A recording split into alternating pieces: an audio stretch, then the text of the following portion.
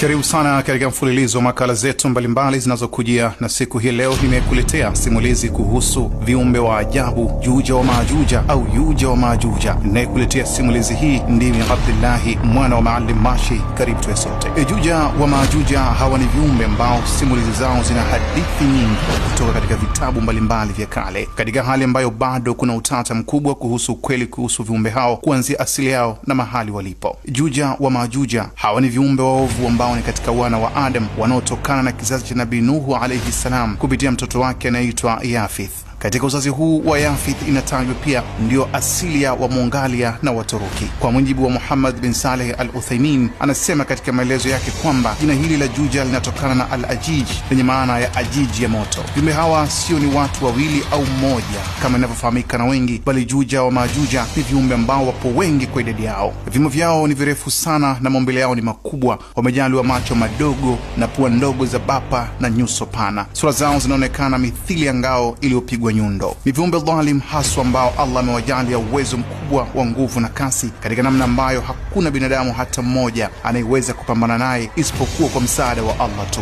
Pamoja na kuwa viumbe hawa ni kizazi cha Nabii Adam alayhi salam, lakini wana tofauti mkubwa na binadamu wa kawaida kuanzia sura zao, tabia zao na menendo yao. Ijapo hakuna hadithi sahihi zilizoeleza wazi maumbo yao, ila baadhi ya riwaya zisizo na nguvu zimeeleza kuwa hawa ni viumbe wenye kibri, ufisadi katika maneno yao na vitendo. Wao wanakula kila kitu kuanzia binadamu, wanyama, miti na mimea. Uwepo wa viumbe hawa ni mtihani mkubwa sana kwa binadamu wote waliopo duniani. Viumbe hawa kwa sasa wapo kizuizini, sehemu ambayo walipo hawawezi kutoka hadi pale Mola wetu mlezi atakapotaka. Kabla ya kufungiwa Juja wa Majuja, walikuwa wakifanya uharibifu mkubwa kwa wanadamu. Qur'ani tukufu imetaji kwamba mja mwema Dhulqarnain, ambaye alikuwa ni kiongozi mwadilifu, alipokuwa akizunguka ardhi, alifika katika sehemu ambayo Juja wa Majuja walikuwa wakifanya uharibifu baina mabwawa mawili. Watu wa pale walipomwona Dhulqarnain wakamlalamikia juu ya madhara yaliyokuwa yakifanywa na Juja wa Majuja, na wakamwomba awekee kizuizi baina yao ili kuzuia uharibifu kutoka kwao. Dhulqarnain kwa uwezo wa Allah mshindi na mwenye nguvu alichimba msingi wa dhiraa 30 kwenda chini, akaujenga kwa chuma na shaba mpaka ukafika juu ya uso wa ardhi. Kisha akainua kuta mbili wima ikiwa ni kama kizingiti. Upana wa kila nguzo ni dhiraa 25 sawa na mita 14 na unene wa dhiraa 50 sawa na mita 27, na kuta hizo akazijenga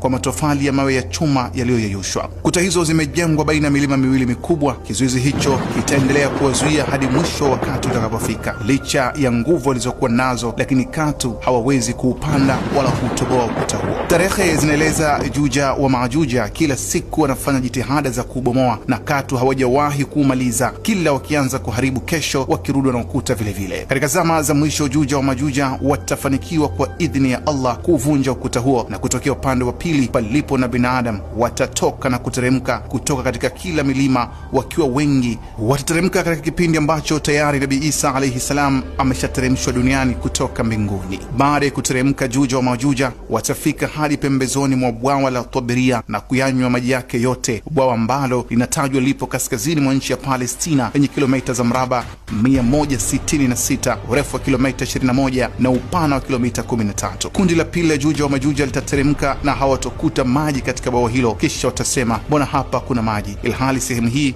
ilikuwa ina maji. Baada ya muda, Nabii Isa alayhi salam na watu watakokuwepo watazingirwa kila upande na Juja wa Majuja. Watakuwa katika hali ngumu sana, na hapo ndipo Nabii Isa alayhi salam atamuomba Allah muangalizi wa viumbe msaada wa kupambana na Juja wa Majuja. Allah mtukufu atakuwa na mtume wake na atawateremshia Juja wa Majuja virusi vya maradhi ambavyo vitawaangamiza wote kwa pamoja siku moja na wakati mmoja. Baada ya kuuawa viumbe hao, ardhi itajaa harufu ya maiti zao. Kisha Allah ataleta ndege wakubwa kuwabeba na mvua kubwa itanyesha kusafisha ardhi, na huo ndio utakuwa mwisho wa viumbe hao wa shari ambao maulama wa tarehe wanakubaliana watakuja katika dunia yetu hii siku za mwishoni mwa dunia, karibia kabisa na kiyama. Asante kwa kuwa nami. Jina langu ni Abdullahi mwana wa Maalim Mashi.